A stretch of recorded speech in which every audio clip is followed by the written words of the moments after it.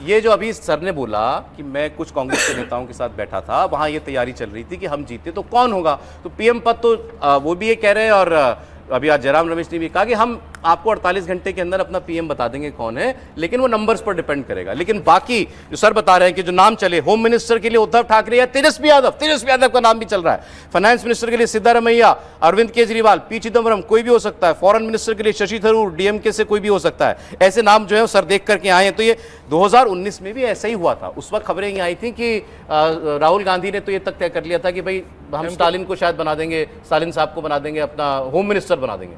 हुआ था सर ऐसा ना? बिल्कुल बिल्कुल, ऐसी पूरी उस समय भी कवायद हुई थी। जनरली मैं बताऊं, जब भी ऐसे कोalition की चीजें होती हैं तो but they have to be very confident अगर वो भी ये काम कर रहे हैं तो। मैं ये बोल रहा हूँ कि जब भी कोalition सरकारों की बात होती है सर, मैं- तो गृह मंत्रालय और वित्त मंत्रालय वो पार्टी रखती है जो सबसे लार्जेस्ट ग्रुप होता है। हाँ सर बोलिए सर। मैं तो तेजस्वी यादव का नाम होम मिनिस्टर के लिए सुन करके मैं तो उसी से बाहर नहीं निकल पा रहा हूँ। देखिए, ऐसा है ना कि बिहार में एक कहावत है, दो भाई लड़ रहे थे और बोले घोड़ा हम यहाँ बांधेंगे, दूसरा ने कहा नहीं हम यहाँ बांधने नहीं देंगे, घोड़ा यहाँ बंधेगा। उसके बाद बोला नहीं नहीं ये तो मैंने तय कर लिया, घोड़ा यहीं बंधेगा। फिर दूसरे भाई ने कहा नहीं घोड़ा यहीं बंधेगा। दोनों ने तलवार निकाली, दोनों ने एक दूसरे को मार लिया। ये घोड़ा खरीदाने से पहले ही हो चुका था। वही हालत इंडिया गठबंधन घोड़ा है नहीं, घोड़ा है नहीं, अब घोड़ा के लिए तलवारबाजी। अरे क्या बातें कर रहे हैं। कल देखिए राशि जी जो है बहुत अच्छी बात करते हैं, बड़े कल जो है इन्होंने, कल इनको डांट पड़ी होगी, और डांट इसलिए पड़ी होगी कि कल इन्होंने कांग्रेस पार्टी का 70 मैक्सिमम दे दिया था।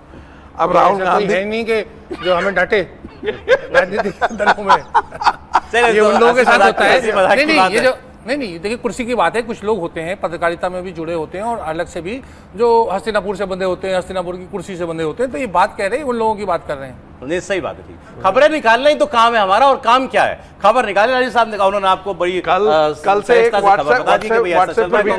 व्हाट्सएप पे वाकई कैबिनेट का आ रहा है। नहीं ऐसा होता है उसमें आज क्या कहा जयराम रमेश ने, क्या कहा जो उन्होंने बताया, एक बार नंबर आ जाने दीजिए, उसके बाद बहुत सारे एनडीए में लोग हैं जो हमारे साथ आ जाएंगे, जो आज के एनडीए में हैं वो टूटकर हमारे साथ आ जाएंगे। सब कुछ नंबर पर है सर। 2000 अब वो नंबर मिनिमम कांग्रेस का कितना आना चाहिए, जब वो ऐसी बातें कर रहे हैं, कैबिनेट डिसाइड कर रहे हैं, कितना मान रहे होंगे हमारे नंबर आ जाए?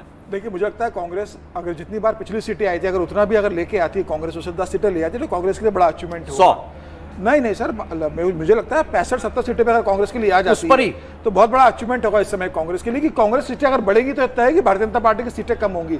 कांग्रेस सीटें अगर बढ़ना मतलब भारतीय जनता पार्टी की सीटें कम होना।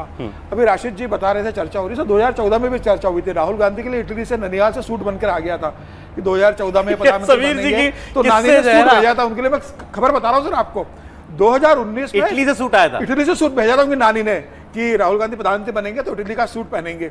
हालांकि वो सूट अभी भी रखा हुआ है, शायद 2000 में वो सोच रहे हैं कि 24 से मुझे इसको पहनने का मौका मिल जाए।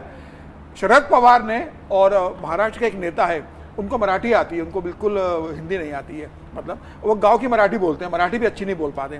तो एक दिन पहले उनको शरद पवार ने अपने बहुत करीबी प्रफुल्ल पटेल के माध्यम से भेजा था कि शपथ ग्रहण करना है तो कैसे करना पड़ती है, आपको मंत्री बनाएंगे राष्ट्रवादी कांग्रेस से।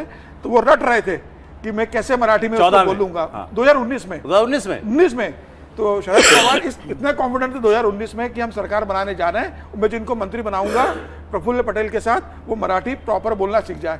तो उन्हें प्रैक्टिस करा दी गई थी काउंटिंग एक दिन पहले कि आपको ये करना है। कांग्रेस के अंदर ये सब चीजें होता रहता है, उसमें कोई नया नहीं है, लिस्ट बन गई होंगी। मुझे देखिए किस्सा याद आ गया, आपने कहा धर्मेंद्र जी का फिल्म फेयर अवार्ड होता है ना, तो एक बार धर्मेंद्र जी को उसमें लाइफ टाइम अचीवमेंट अवार्ड मिला।